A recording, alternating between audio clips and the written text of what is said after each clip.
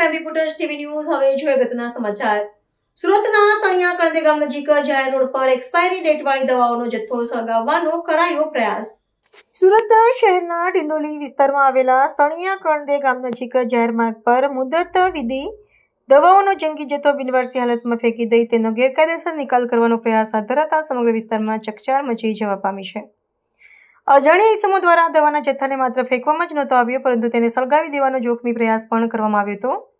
આ ગંભીર ઘટનાની જાણ થતાં જ ગામના જાગૃત સરપંચ અને સ્થાનિક પોલીસ કાફલો તાત્કાલિક ઘટના સ્થળે દોડી આવ્યો હતો અને પરિસ્થિતિનો તાગ મેળવ્યો હતો।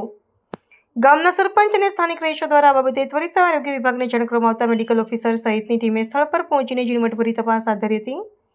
આરોગ્ય અધિકારીના નિરીક્ષણ બાદ સ્પષ્ટ થયું હતું કે નાશ કરવામાં આવેલી તમામ દવાઓ એક્સપાયરી ડેટ વાળી હતી।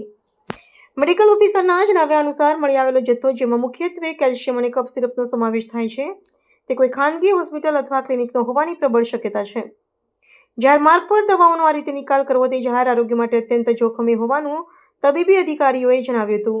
દવાઓ સળગાવવાથી ઉત્પન્ન થતો ધુમાડો શ્વાસમાં જવાથી નાગરિકોને શારીરિક નુકસાન થઈ શકે છે, તેમજ નાના બાળકો અજાણતા દવાઓના સંપર્કમાં આવે તો ગંભીર દુર્ઘટના સર્જાઈ શકે છે। આ બેદરકારી ભર્યું કૃત્ય કોના દ્વારા કરવામાં આવ્યું છે તે દિશામાં તંત્ર દ્વારા તપાસનો ધમધમાટ શરૂ કરવામાં આવ્યો છે અને કસૂરવારો સામે કડક કાર્યવાહી કરવાની તજવીજ હાથ ધરાઈ છે। જસપાલસિંહ સોલંકી, સરપંચ સણિયા કણદે હદ વિસ્તારમાં આ દવાનો જથ્થો જે એક્સપાયરી દવા છે એ કોઈ નાખી ગયું છે। એ અમને હાલમાં જ જાણ થઈ કે 2-3 દિવસ પહેલાં નાખી ગયા છે, એટલે અમે આરોગ્ય વિભાગના અધિકારીઓને પણ જાણ કરી છે। એ લોકો બી પહોંચી ગયા છે સ્થળ ઉપર અને આગળ એની તપાસ કરીને પોલીસને બી ધ્યાન દોરવામાં આવશે અને જે પણ લોકોએ આ કૃત્ય કર્યું છે એની ઉપર કાયદેસરની કાર્યવાહી થશે એવી ખાતરી આપું છું। શું લાગે છે કેમ દવા ફેંકી દો? એક્સપાયરી છે, ક્યારનો એક્સપાયરી છે? કઈ આરોગ્ય ડિપાર્ટમેન્ટના અધિકારીઓએ દવા ચેક કરતાં એમણે કીધું છે કે એક્સપાયરી ડેટની છે બધી દવાઓ। કોણ ફેંકી ગયો છે, કોઈ અંદાજા આવે છે આમાં? અત્યારે તો કંઈ જ ખબર નથી।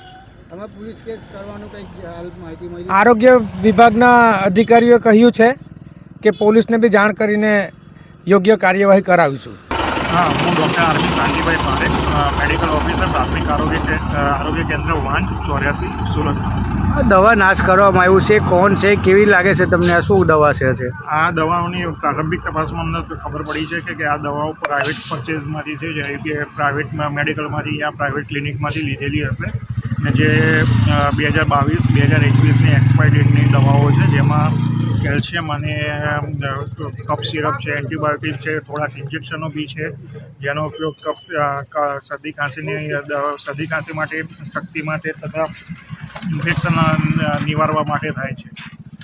ખાસ કરીને આ જાહેર રોડ પર નષ્ટ કરવામાં આવ્યું છે, કેટલું હાનિકારક હોઈ શકે? આ દવા જે એક તો પહેલાં એ તો એક્સપાયર્ડ ડ્રગ છે, પ્લસ કે આ દવાના નાશથી જે ધુમાડો જાય છે, જે આસપાસના રહેણાંક વિસ્તારમાં શ્વાસમાં લેવામાં આવે તો બાળકો તથા વૃદ્ધ વડીલોને બી નુકસાન થઈ શકે। આ ઉપરાંત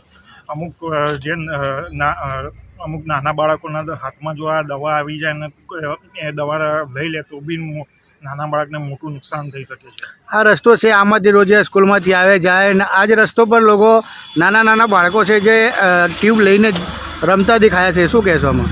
હા, એટલે અમને ઘણા બધા નાના બાળકો ને એ બધા દેખાયા છે, એટલે અમને તરત જેવી બાતમી મળી તો અમે એને તપાસ કરી, અમને પોલીસ સ્ટેશનમાં બી જાણ કરી છે અને અમારા સરપંચ સાહેબ શ્રી બી એને જોવા માટે અને એની તપાસ કરવા માટે બી આવી ચૂક્યા છે।